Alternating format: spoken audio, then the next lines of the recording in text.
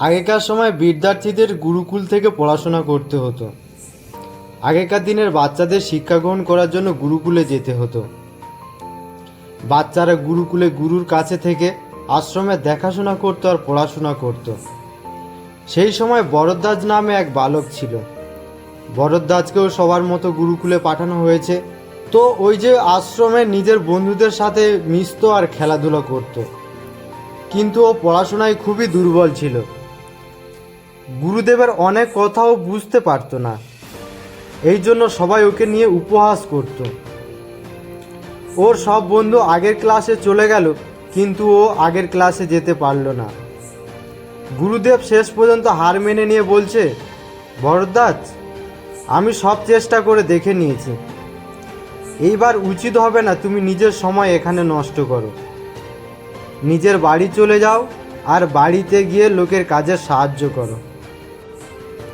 এইবার বরদ্দাজও ভাবছে যে মনে হয় বিদ্যা আমার ভাগ্যে নেই, আর ও কাঁদতে কাঁদতে গুরুকুল থেকে ঘরে যাওয়ার জন্য বেরিয়ে পড়েছে। সময়টা ছিল দুপুর। রাস্তায় ওর জল পিপাসা লাগে। এদিক ওদিক দেখার পর ও দেখতে পায় একটু দূরে কিছু মহিলা কুয়ো থেকে জল তুলছিল।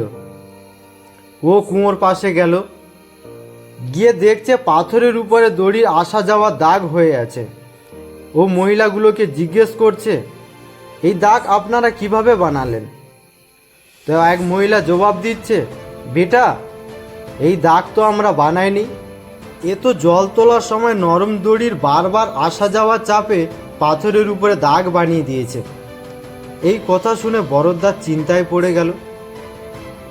ও ভাবলো যে যদি একটা নরম দড়ি বারবার আসা যাওয়ার চাপে পাথরের উপরে জোরালো দাগের সৃষ্টি করতে পারে, তো প্রতিদিন অভ্যাস করলে আমি কেন বিদ্যা গ্রহণ করতে পারবো না? বরদ্দাজ আবার উৎসাহের সাথে ফিরে গেল গুরুকুলে আর খুব মনোযোগ দিয়ে পড়াশোনা করে। গুরুদেবও খুশি হয়, সম্পূর্ণরূপে সাহায্য করে। কিছুদিন পর ওই মন্দবুদ্ধি বালক বরদ্দাজ আগে গিয়ে সংস্কৃত ব্যাকরণের মহান বিদ্বান হয়। হ্যালো বন্ধু, এই কাহিনী থেকে আমরা কি শিখতে পারি? এই কাহিনী থেকে আমরা শিখতে পারি, পৃথিবীতে অভ্যাসের থেকে বড় কোনো গুণ নেই। এ তোমার জীবনের স্বপ্ন পূরণ করবে। অভ্যাস করা দরকার প্রত্যেকটি মানুষকেই, সেটা খেলা হোক বা পড়াশোনা বা যে কোনো জিনিসে। তুমি অভ্যাস না করে কেবল ভাগ্যের উপরে নির্ভর থাকবে তো তোমাকে পস্তাতে হবে। এই জন্য অভ্যাসের সাথে ধৈর্য আর পরিশ্রম করে নিজের সফলতা অর্জন করো। তো বন্ধুরা, ভিডিওটা আজ এ পর্যন্তই। জয় হিন্দ, বন্দে মাতরম।